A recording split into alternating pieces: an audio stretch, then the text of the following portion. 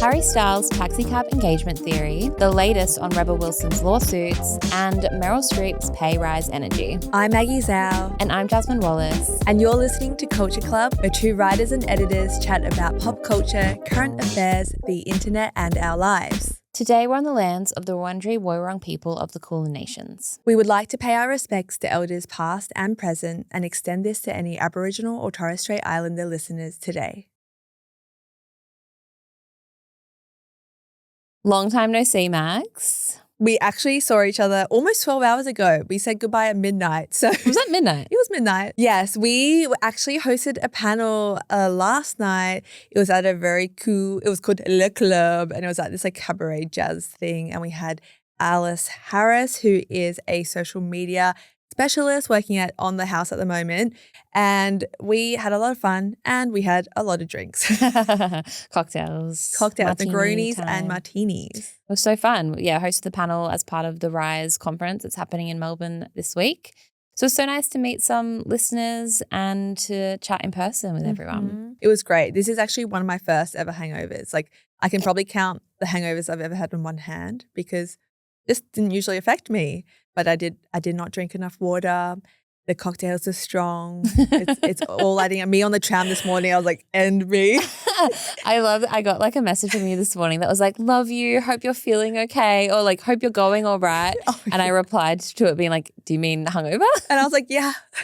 I could tell like your fragile energy just from like your message to me. I felt a bit dusty, but I was like, okay. No, and I was like, I like yelled at Tom first thing in the morning. I was like, everything was too loud. Like I was like, oh my God. Oh no, terrible.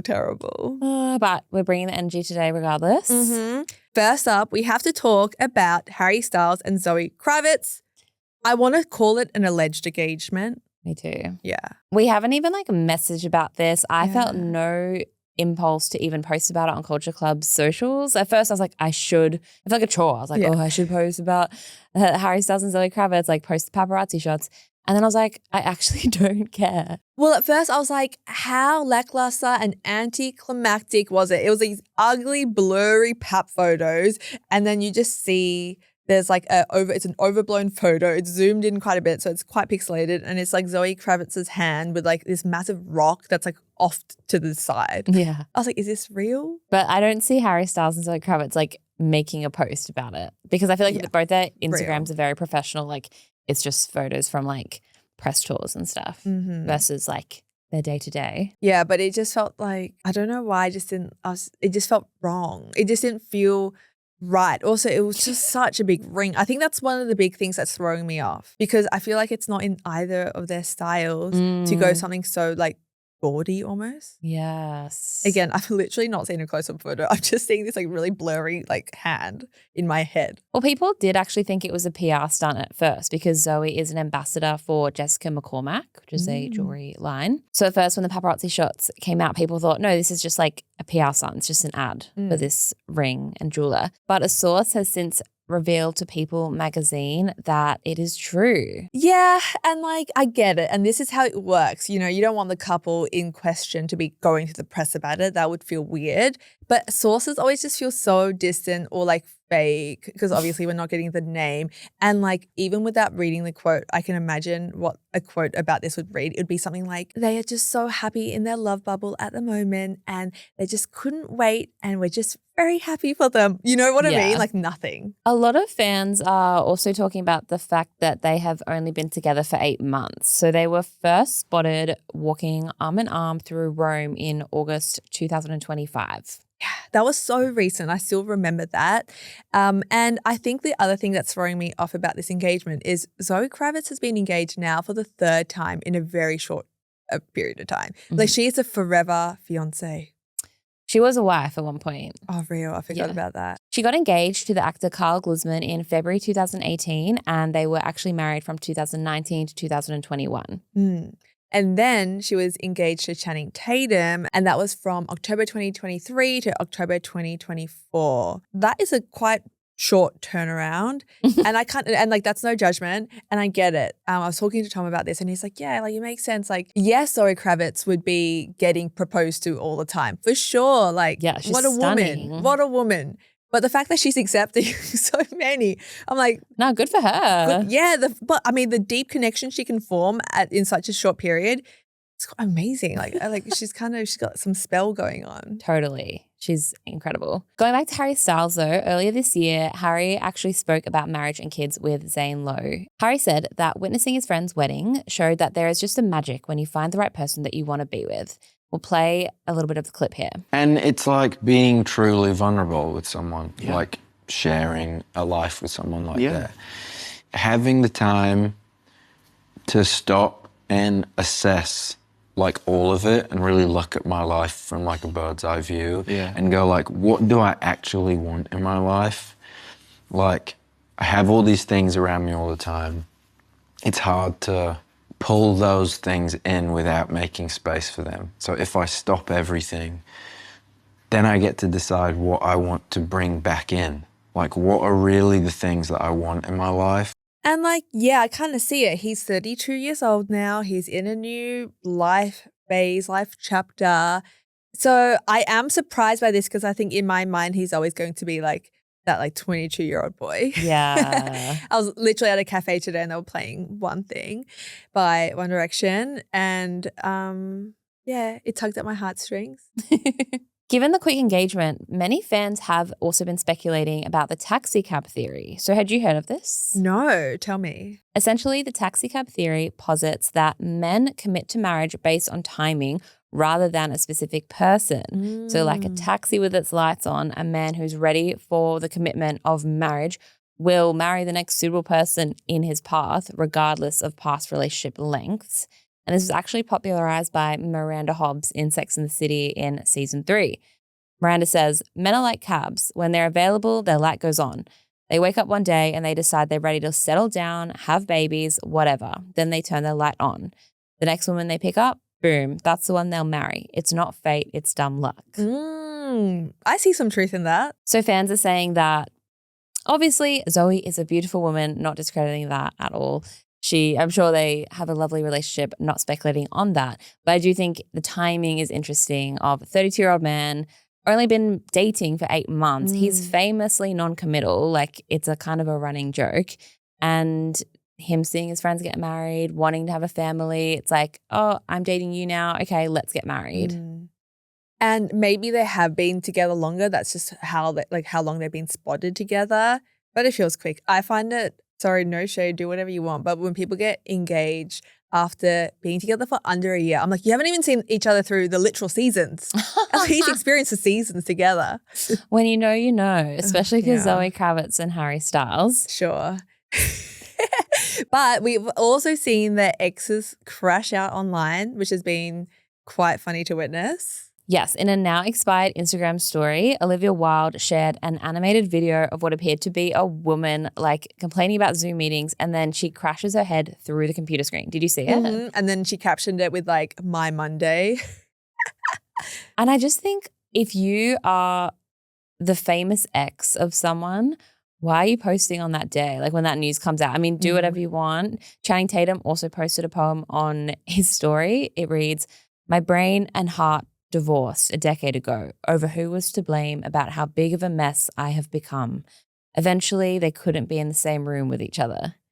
And you have to know that the text post that he posted was like an old Twitter screenshot, but then with this filter, this like garish, like old-fashioned like vignette filter over it.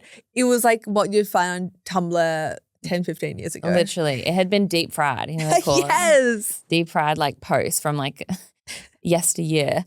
So both of them posted on the Monday. Obviously the news come out. People were obviously looking at their socials a bit more closely. If it was me, I would just not post anything because everyone's going to overanalyze. Olivia Wilde was most likely talking about work. Most likely she's on a production team or something and like she's tired of looking at a computer. But you can also see why that reads as like crashing out over your ex who you were together with for 2 years. The whole world was on your neck about dating Harry Styles during Don't Worry Darling. So much criticism. And then he's now getting married to famous Zoe Kravitz after 8 months. I just think it shows that celebs also yearn to post an Instagram story.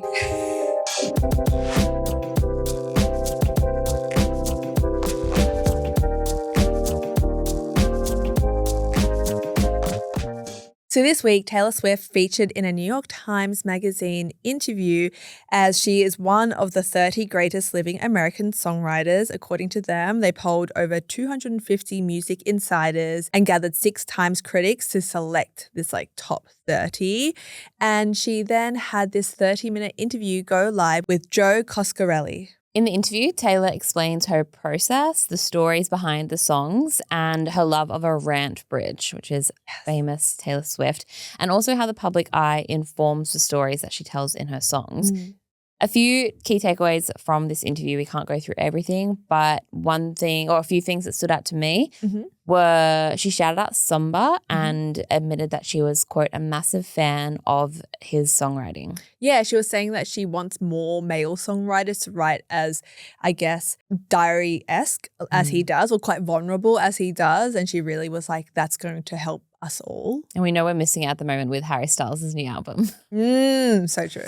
She also revealed that Reputation is her favorite album of all time, which it is famously a slow burn, famously was, panned by critics, and she was, in her cancelled era at the time. But on reflection, it's one of her favorites. And she also said that her song Nothing New, which was released as part of Red Taylor's version in 2021, was written alone in a hotel room when she was only 22 years old and felt, quote, completely washed up. I loved listening to this interview, and I haven't been on my Taylor Swift grind for a year now. I just haven't really cared. And this was really nice. I found myself nodding along a lot to what she's saying, the way that she unpacks her music and the way that she thinks deeply about it. And then I realized that unconsciously I have also, understood what she's doing or seen some of the through lines that she does and stuff. It was just nice. She does really give English teacher, and also in that way that sometimes I think she's thinking that what she's saying is very poetic and philosophical, but then it's really not. But it's still nice. It was a nice listen. One thing that I found a little grating though, that I wanted to talk about with you was she kind of talks about really intense fans. She says she doesn't like the fact there are corners of her fan base where people are going to take things to a, quote, really extreme place. But at the same time, there's sort of so many of them now, which is great, but there's corners of my fan base who are going to take things to a really extreme place. There's nothing I can do about that. There's people who are going to try to do detective work, figure out the details. Who is that about? What is this? When it gets a little bit weird for me is when people act like it's sort of like a paternity test. Like, this song's about that person, because I'm like, that dude didn't write the song I did. So fans on X were really quick to call this out. It definitely popped up on my algorithm.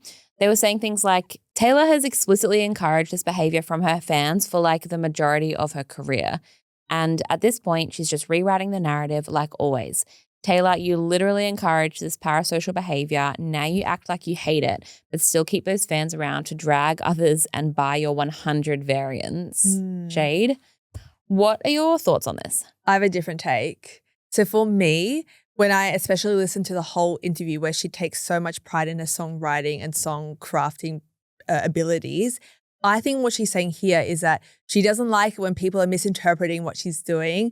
I hate being misrepresented. I hate it when people take my quotes out of context. So obviously that's a minuscule thing in comparison to what Taylor Swift deals with. But I think she's no, I want the credit for crafting this story. I don't really care whether you think who and so is the father. I just want to be seen for what I'm putting out into the world, the art form of it. But I think she is, surely. What do you mean? I think she is credited. No, but in the sense that she'll release a song and then fans will latch on trying to find out who she's talking about rather than the song itself. Yeah, but don't you think that she has created that with all of her Easter egg stuff and creating games for her fans, in music videos and this Taylor's version and in this song? Or no, it's usually music videos, isn't it? In this music video, it harks back to this thing from this album 15 years ago. She created that world of essentially detective, creating detectives out of her fans. Yeah. And so I get her saying the songwriting credit, but I think her complaining about that energy of like her fans being extreme and like trying to figure out who the song is about, I do think that she encouraged it over the years. Yeah, I think her like Easter egg persona and all that stuff that she does stands, and I think she would back that. I think it's different when it's specifically just about her love life. I think that's what she's got like a gripe with, and then that's what she finds weird, not the other like Easter egg stuff. Like, I definitely think she encourages that. Don't you think it's like a Venn diagram though? Oh yeah, for sure. It's like, for sure. who's this really about? Like, what lucky number is this? What color is this? Like all that. And like obviously her fans are invested in her music, sure, but they're also invested in her as a person and therefore a lot of her public relationships. Like it does make sense. So it was weird that she called this out in this interview. I think we all know that Swifties are the most parasocial fans of all time. And I just wonder if she's in this new era where she is trying to distance herself a bit from it, but she also reaps the benefits from it, you know, with all of her Fate of Ophelia variants, all the vinyls, all the remixes. So sometimes I think I'm a Swiftie, but sometimes I feel like fans can feel like, do you want it both ways? Like what are you trying to do here? Because, you know, the Swifties are almost, well, they are cult-like.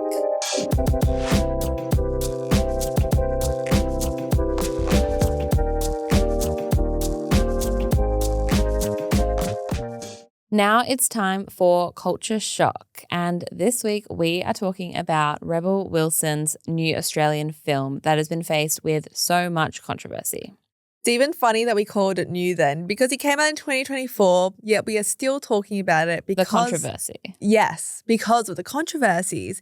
And actually in Australia, it's only recently hit our screens and it's now on its way out. So it's been a funny film to discuss, right? Because when no one's really talking about the film itself, but we're talking about all the drama, the lawsuits around it. So as a quick synopsis, The Deb is actually an adaptation of a stage performance. It's about two teenage girls attending a debutante ball in a small rural town. So yeah, this was released back in 2024, but has been buried heavily since. It's totally tanking, as I mentioned. Like even right now, I tried to see screenings and there's like one screening this week. Tomorrow at 10 a.m. Oh, wow. Which is a Friday. Friday morning. Yeah.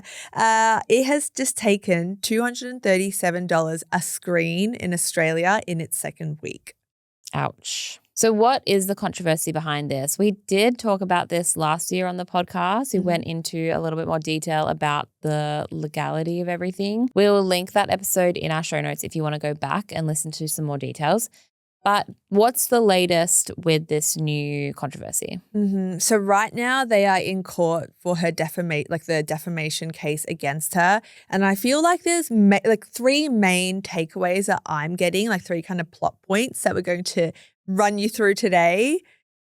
I don't think we need to disclaim. We are not lawyers. I'm just going to get some words wrong, okay? And that's going to be fine. But Rebel is being sued by the lead actor, Charlotte McInnes, and Charlotte is accusing Rebel of falsifying stories about her in social media posts and also a separate fake takedown website of the producer of the movie. Her name is Amanda Ghost, okay? We're going to take you through it, don't worry. I will say one of the big headlines of this week is that Rebel Wilson has been accused by a lawyer of dumping her mobile phone to avoid handing over her key text messages and WhatsApp. She was also, she said in court it got stolen.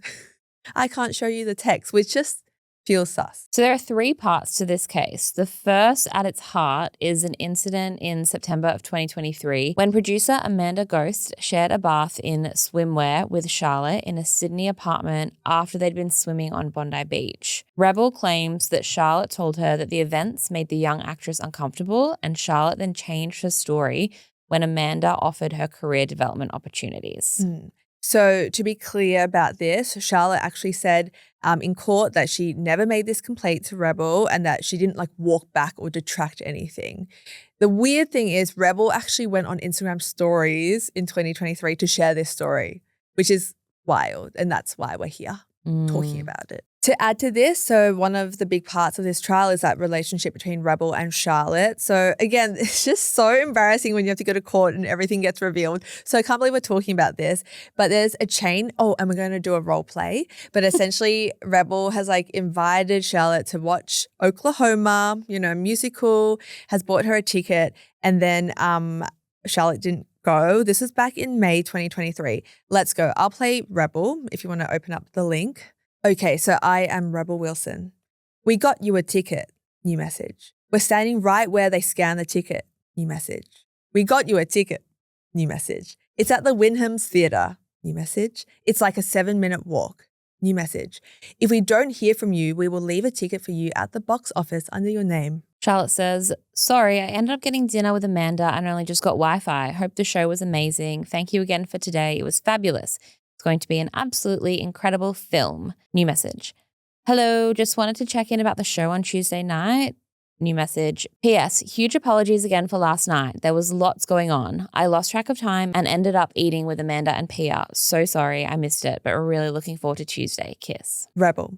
Hi, Charlotte. I appreciate the apology. In the future, it is terribly rude to say you wanted a ticket to a show and then you don't reply or follow up knowing a ticket has been purchased for you.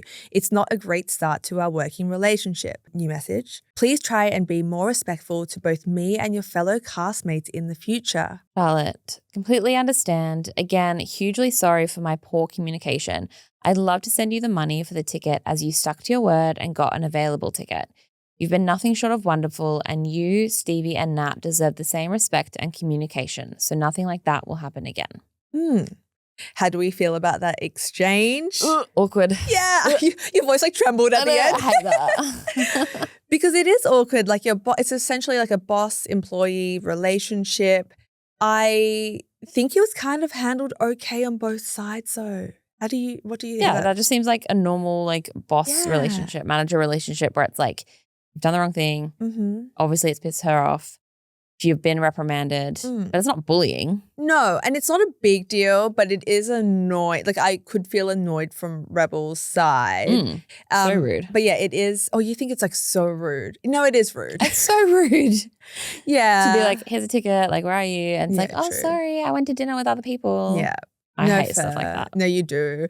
So yeah, this was brought up in court and Rebel said that she did not regard, quote, one text message as bullying. And then this is my favorite. I think this is my favorite line for this whole court case. She says, I love it. She said, quote, like she did not, quote, see how inviting someone who loves musical theatre to a musical is bullying. So the third part of the story, there were smear websites created by a crisis PR team that described Amanda as a, quote, Indian Ghislaine Maxwell and a sex trafficker. This was terrible. Like the headlines that came out about this came out a little while ago, and it was so shocking that essentially, allegedly, Rebel had sent messages to her like team being like, we need to like brandish Amanda really badly, like something, we have to brandish her with something really unethical, very bad. Rebel denied authoring or ordering the creation of the malicious websites, and she said her US lawyer hired the agency group to assist her with a legal dispute with her co-producers. The firm that Rebel allegedly used is also accused of creating smear websites against Blake Lively on behalf of her co-star, Justin Baldoni. It's so messy. Like there are so many parts so messy. Like even us doing the notes, it's like there's a lot going on. There's like a lot of throwing stones from both sides. There's a young person's career, you know, who obviously there's a power dynamic between producers and managers and everything else that's going on. And I just think this is like spiraled out of hand. Like I think the original incident might have been able to have been handled internally, privately or whatever. And it's just Hollywood producers, power, money, everything that is creating this like massive, defamation case. Yeah.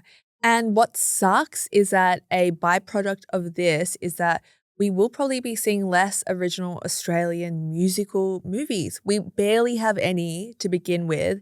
And the fact that this is being riddled and embroiled in so much controversy does not help the case for new works being made, which is so unfortunate.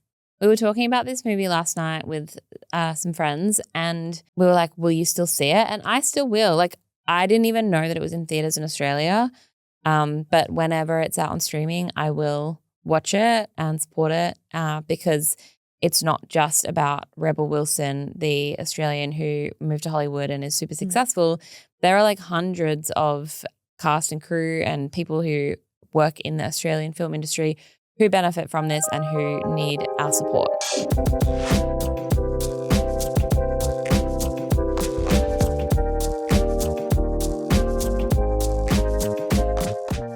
Devil Wears Prada 2 came out this past week. Everybody is talking about it. It's everywhere. But we are actually going to take you to a story from 2 decades ago.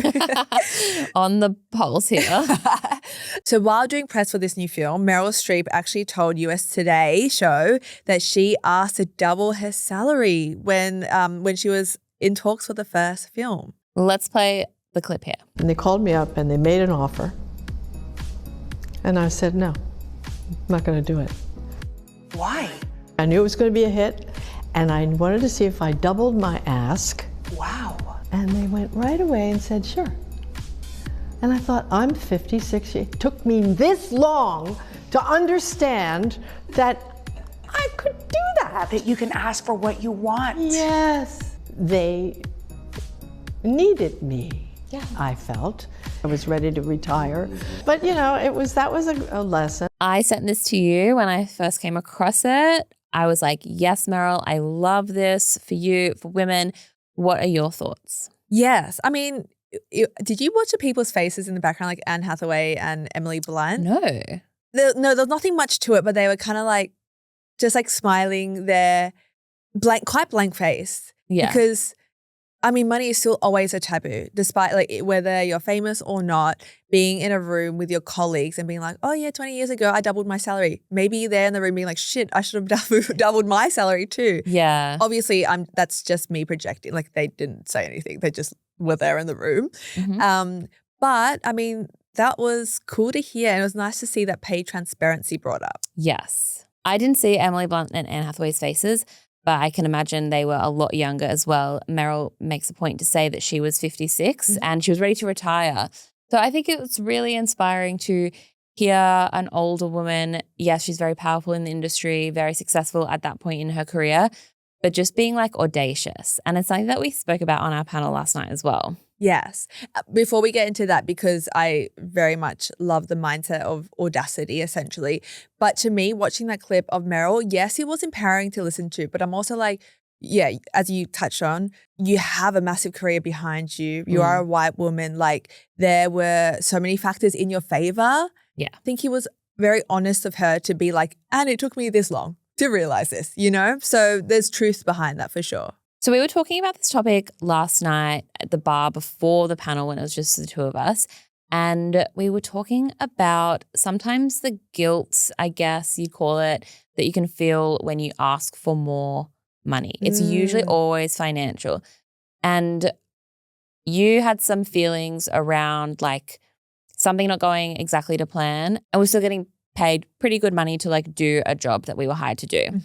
And I kind of called you out on it a bit. I was like, a man would never think this way. And I was like, you are so right. But I think it's so hard when what a lot of our job entails, it's about our like opinions, our us as a media persona, if you want to call it that. It's our words, it's our voice, it is you. And a lot of the time we are putting monetary values on ourselves. Like we are treating ourselves like a product. It can be very dehumanizing. And I hate being pulled into money conversations. That's why I have a manager. But even recently, yeah, it's come to a head quite a few times this past fortnight. I don't know why.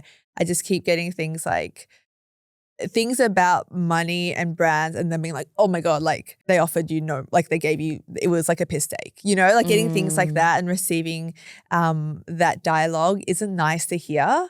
Yes, especially like you said, when you are kind of the product. And then on the flip side, like what you're saying, sometimes when we're talking about trying to back ourselves in terms of our value, that can be tough. And then I get insecure about that too. You hear this a lot as well in the kind of girl boss conversation where women are, they build these companies and maybe they don't go perfectly. Maybe there's different allegations of like toxic workplaces or money issues, but women are put on the pedestal and then dragged off it, whereas men have more, I'm speaking very generally here, of course, men do get more permission to just like make mistakes. Yeah. I heard an anecdote as well, I think it was on a podcast, where they were saying that men will like ask for investment money for businesses, like go around, like build capital, make the business, fail at it. And rather than being like, I will never do anything like that ever again, which I think is something that women are kind of taught and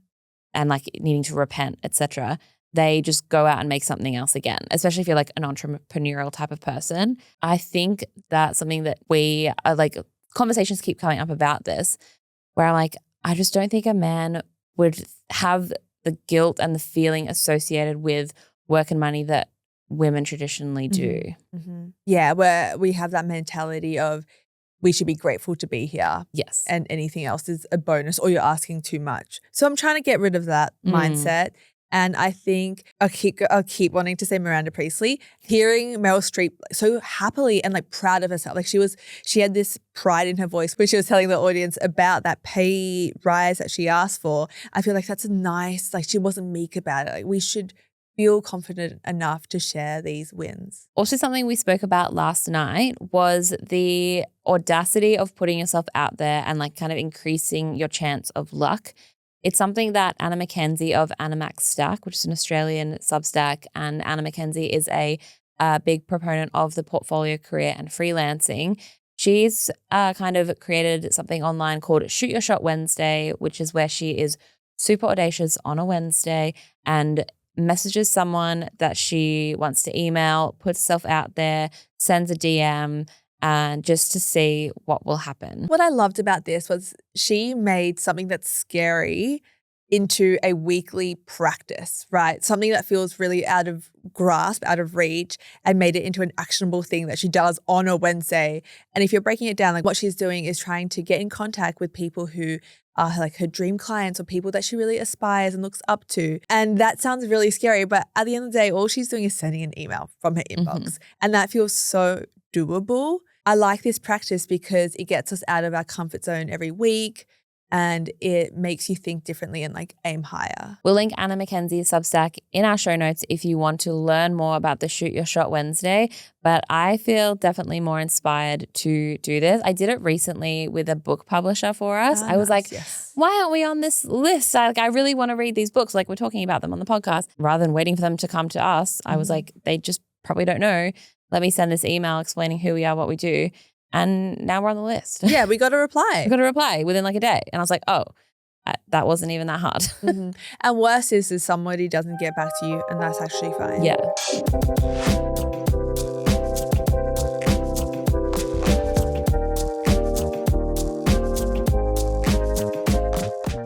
Now it's time for Bookmarked, where we share something we've loved watching, reading, or listening to this week. Maggie, what are you sharing? This week, I am recommending a podcast that I think I do bring up kind of often, but just I lightly like sprinkle it in. But I'm talking about the Modern Love podcast. And I did check my notes because I was like, have I recommended this lately? No. I feel like once a year you recommend. Yeah, maybe once a year. And that's allowed, okay? So if you don't know, Modern Love is run by New York Times and it originated as a column and it's been running for 20 years and they get people to, like readers actually, so a mix of readers and writers send in their own love story. That has now exploded into like a life of its own. It was also like a Netflix TV show and I really like the podcast iteration of it. So I love the host. Her name's Anna Martin. I think she's just got like such a warm, inquisitive way about her. She's got a lovely voice and I love the way that she interacts with her guests. And I like the caliber of love that they cover. It varies a lot. They'll have celebrities coming on for press junkets, but then they'll also have more salacious stories, maybe something about a marriage breakdown or, you know, coming out at the same time as your dad or lots of different facets of love. And I, for instance, really enjoyed this recent episode called My Husband's Breakdown Was My Breakthrough about mental health. But what really stood out for me was just like the little quips of love that this woman and her partner like have for each other. And like, it felt like I was watching like a rom-com, like a Christmas rom-com. Like I was like in the shower, I'm like, oh, like it just was so lovely. And I get that feeling quite a lot when I listen to this podcast. I am specifically also bringing this up now because they have new episodes every Wednesday, but recently they've been now paywalling all the episodes, but they're unpaywalled for like the first week or two. to like listen and then it's Get like on you that. can't later unless you're paying. But I don't really support New York Times. So I am really liking the podcast though. So listen to it for free. That's a good hack as well. Yeah, it's good. It's good for them as well. It drives up their numbers and downloads. So win-win. How about you? What are you recommending to us today? I'm so late to the party. So late. Have you seen this? I haven't watched this, but when I saw this in the notes, this is a recurring theme. You keep recommending like very popular TV shows just like a couple months late. But I haven't seen it, so Okay. This is why I'm recommending it, because I heard about this show last year. yeah, And then I just didn't watch it. yeah. And Let's say then the show. finally watched it, and I enjoyed it. So I feel like there'll be people in my position who are the same. Mhm. The show is The Pit. Mhm. Crazy. Whoa, super niche. Crazy, so niche. Crazy. But I'm recommending it as well because I don't normally like medical Yeah. dramas. Like I don't like gore, No. blood, medical stuff. I've watched like random episodes of Grey's Anatomy, like when they were on TV when I was little. I never have invested, Mhm. but I'm so invested in this. It's so good. So if you haven't heard of it, if you're also under a rock like me, it's an American procedural medical drama and it's on HBO Max. You can stream it. Every episode is 1 hour, but every episode is like 1 hour of a whole shift. So it's like almost like a roll. I think that's what keeps you like watching more and more because it's like it's still the same day. So obviously it always ends on a cliffhanger because it's like this just happened. Oh my God, I have to see what happens next. New episode. I think Laurie and I watched like 5 or 6 episodes on the weekend. Wow. 2, Oh my 3 at a God. time. But then it was like, okay, this is quite intense because there's like people dying. It's like emotional. There's drama. The season 2 has also just aired and finished. So I'm like a season and a half behind. Oh yeah. But season 2 averaged 15.4 million views per episode and the finale drew 9.7 million. Wow. On like when it came out. So it's obviously massive, not niche, but I highly recommend it because it is really about humanity, all the different characters in the hospital. It's set in an emergency room, so it's high stakes. I just look away when there's like super gory parts. Yeah. And there's also a through line of COVID-19 PTSD, which I think is really interesting to explore in media because it's like now been over half a decade since 2020. And I think now we're seeing like the after effects, its effects on society are felt every day, but the after effects of like seeing it in the media, I think is interesting because we all remember it, but seeing it, portrayed on TV, I find fascinating. Especially in a medical setting as well. Yes. I tried to watch this when it came out and I watched the first episode and it was just a bit too gory for me or like I don't mind gore in like a action movie but realistic gore, I guess. Like it's a hospital. But I feel like I should try. The way that people would just be like, have you watched a new episode yet? It felt like Severance or The Summer I Turned Pretty. I know. Like, it was such a big cultural moment. So I might. And if you can watch it, no shade. I was like, maybe I can. Laura and I watched the first episode together and he got up at one point. He was like, this is too stressful. Like, I can't. Yeah. But then I was like, okay, I'm going to keep watching it. And then he did come back and like, then he got invested. You do fall in love with like the characters. Really funny writing. Obviously, sometimes quite overly American, but it's set in America. So what are you going to do? But yeah, highly recommend this super famous TV show that everyone loves. No, I like it. But, there's probably people like you and I who 100%. Are not medical gals. And I've heard from doctors that it is actually quite realistic. It's a pretty accurate portrayal of what it's like. So yeah, I do feel like I learned stuff as well. Nice. You're going to like HBO doctor school. Well, thank you so much for listening today, listeners. We've had so much fun on the pod and we'll be back in your ears soon. Yes, we're actually going on a very special trip that we will be talking about. We're very excited, but don't worry, we will still have episodes rolling around. So that's just a little sizzle, but you'll hear more about that when we are back. Thanks for listening. Bye. Bye.